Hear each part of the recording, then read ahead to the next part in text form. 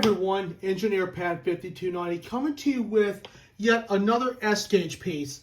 This is the Union Pacific GP7 number 372 by American Flyer. As you can see in on the side of the news, is built by Gilbert. AC Gilbert actually owned the rights to produce American Flyer trains. And as you can see, it says serves all the West. Cosmetically, it looks decent. This engine does light up. It wants to move, but it's not a runner quite yet. So we're going to take this thing apart and we're going to look at her and see what we can do with it.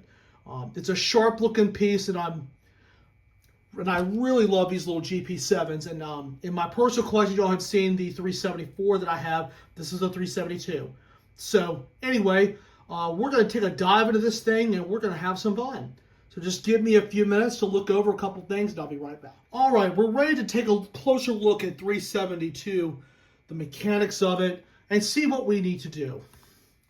We turn over on the underside. This is a lot different than your regular traditional Lionel locomotive. You have a motorized truck, and you also have a pickup truck, which is just free rolling wheels that pick up the electrical current. You also have two pickup devices, one on each truck, and you can see that they are pretty dirty, so we'll have to get those cleaned. The drive seems to be jammed up just a little bit here, so I think it's just a seized drive, but we'll look into that in just a moment. So it's very simple on these American Flyers. You just unscrew the screws, which will unscrew the truck plates.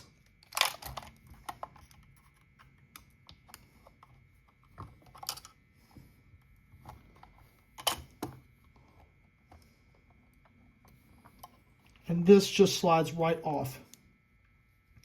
Look inside. Doesn't look too bad in here. We can definitely give it a little bit of a clean. And as you can see, the spring on the pickup roller is okay. Got plenty of tension left, so that's a good thing. Now,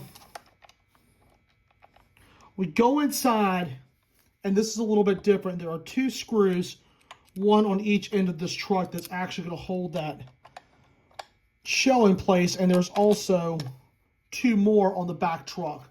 So this will allow you to disconnect the shell from the frame. Before I do that, I want to show you all a little bit about this truck. As you can see, this is a pivot swing that's right here in the middle. This allows the truck to pivot forward and backward and also side to side.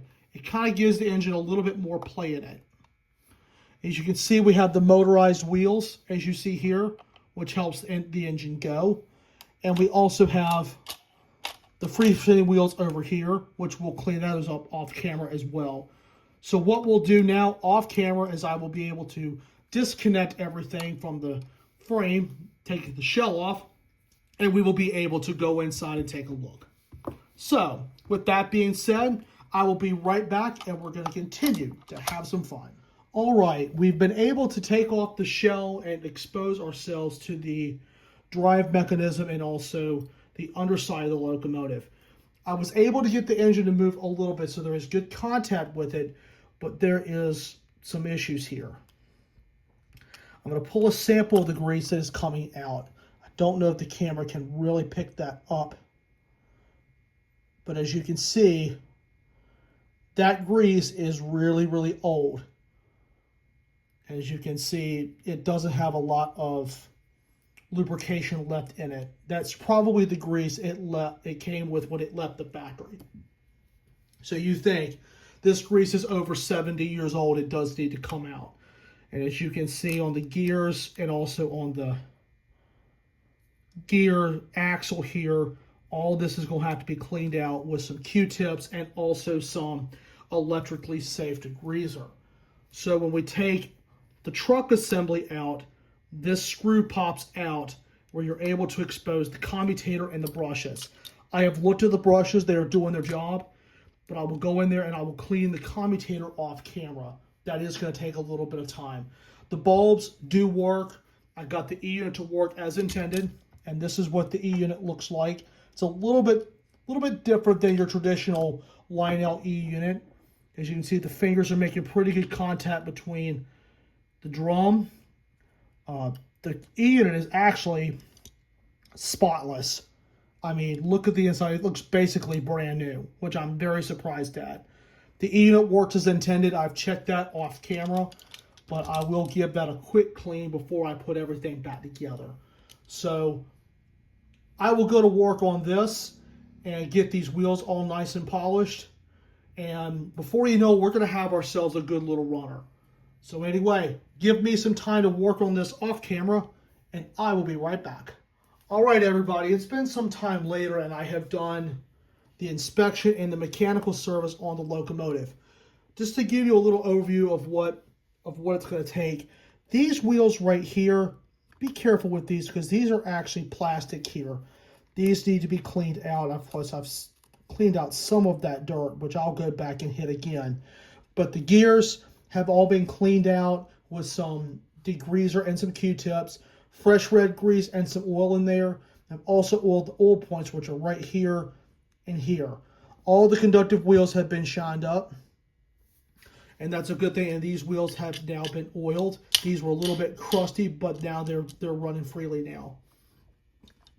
On the electrical side, we look pretty good. The bulbs work. And I also put in some conductive lubricant to keep everything nice and lubricated, but also to prevent any moisture from getting inside the lamp sockets. All of our wires look good. The E unit is immaculate. I didn't really have to clean it up this time, but just put a drop of oil in it to keep it from sticking. So we're ready to soon put this back together, but the next thing we're going to do is clean up our pickups. And make sure you have the front truck on the left and the rear truck on the right to tell the difference between where the trucks are. These are really simple to clean, as you can see. These have definitely been on the rails some. One of the easiest ways you can do it is take a little Q-tip and a little bit of degreaser, and we'll clean them up. Just has just a little bit of dirt on there. Now we'll go ahead and just do the same thing with the other one. If they're extremely dirty, use some 220 grit sandpaper. If they're not really dirty, you can just use a little bit of degreaser and a soft Q-tip. See there? Lots better. So these are ready to be screwed back on, and we'll be ready to put the engine back together. And the shell was cleaned up a little bit on the walkways and got a little bit of dirt off it with a tad bit of water and a Q-tip. So this engine is just about ready to go into service, and we're ready to put it all back together. So I will put it back together, and I'll be right back. All right, everyone. 372 is ready, raring to go, and we do have a little bit of consist here for the train. I've got everything back together. It's aligned properly. We've got some power to the tractor. We're going to see what she'll do. Oh, she's trying to go.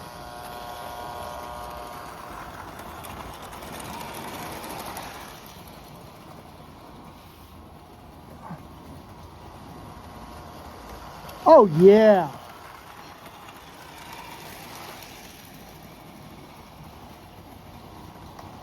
Oh, yeah, she runs like a flyer should.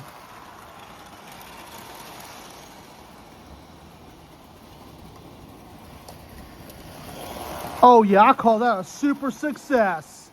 Serenity.